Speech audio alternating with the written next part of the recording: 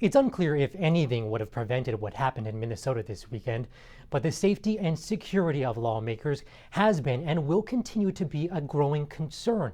So we decided to dig into the limited options that are available to lawmakers and how often they're being used. Look, this was a political assassination. After the targeted shootings of two Minnesota state lawmakers and a plot to target even more, elected officials across the state are on heightened alert.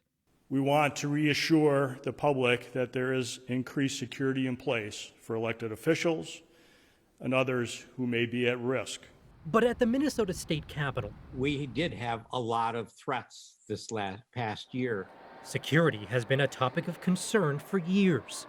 With all of the increased threats that we've experienced, I too purchased the security system. In 2021, the legislature passed a law allowing candidates of state office to use campaign funds, up to $3,000, to pay for home security cameras.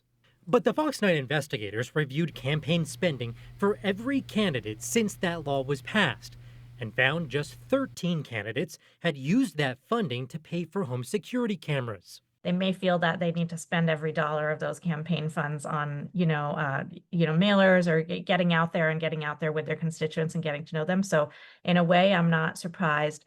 The Brennan Center at NYU, which tracks political violence, found 43% of state lawmakers nationwide experienced threats or attacks within the past 3 years. What's available to them? What security do they have?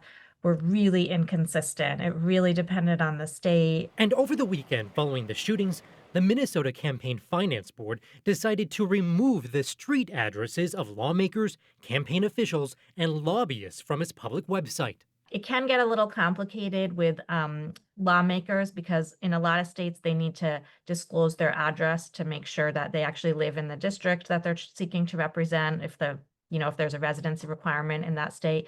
But there are some compromises between that public accountability and privacy that some states have reached. I'm told the decision to remove lawmakers' addresses from Minnesota's websites is a decision that will remain in place at least until they get further guidance from the legislature itself. That will likely be part of a broader conversation about safety involving lawmakers beyond the state capitol. For the Fox 9 investigators, I'm Nathal O'Neal.